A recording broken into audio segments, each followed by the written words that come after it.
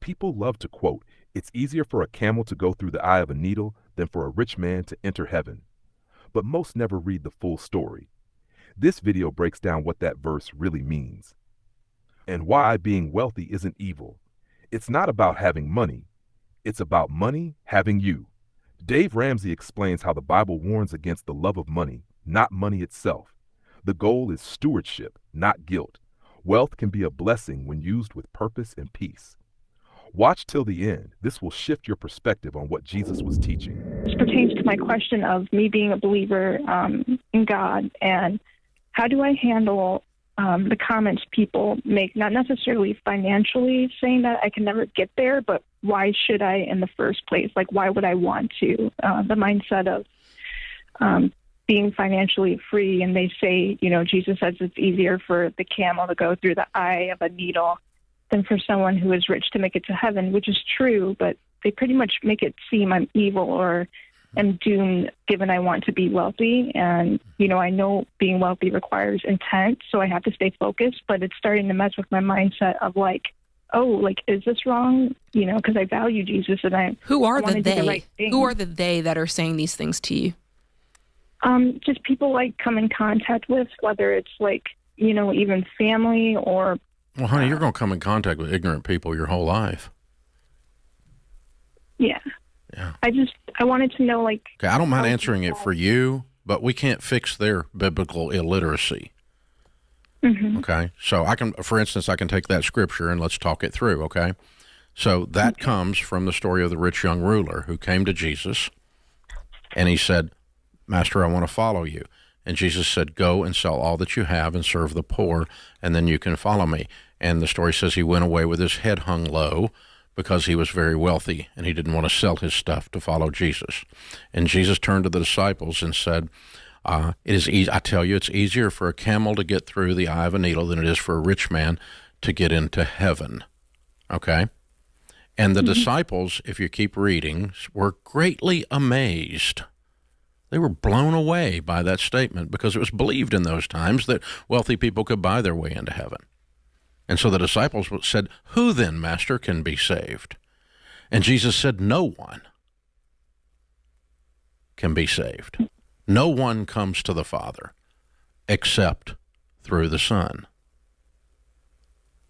Meaning that this is a teaching on grace through the cross of Christ. It is not a teaching about wealthy people not going to heaven. Wealthy people don't go to heaven, nor do poor people go to heaven, except through the Father, through the Son that gave his life on the cross. That's the teaching that Jesus was doing there. So what you have here is someone who's doing Twitter, or worse than that, TikTok doctrine, meaning they've abbreviated it and didn't follow through and read the whole thing, so they don't know what the flip they're talking about, because it's not what the Bible is saying, nor was it what Jesus was saying. He wasn't saying you can't get to heaven because you're wealthy. He was saying that young man didn't go to heaven because he wouldn't follow Christ, not because he wouldn't sell his stuff. But Jesus looked into his heart and said, "You have an idol in your heart, and you have something between me and you, and it's your stuff.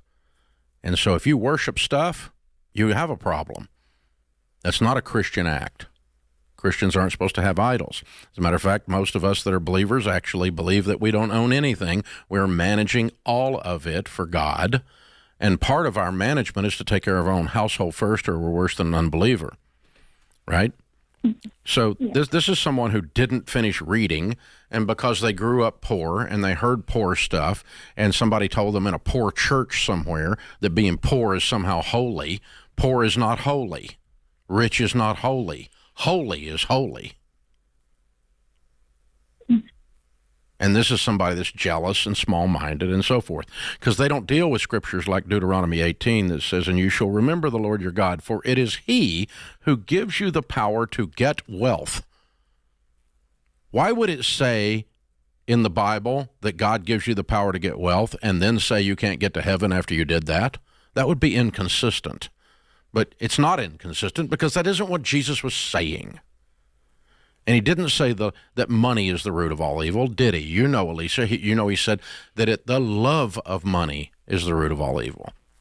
And so this is a form of heresy. It's called Gnosticism that has invaded the poor mouth American Christian. And here's the real problem with it.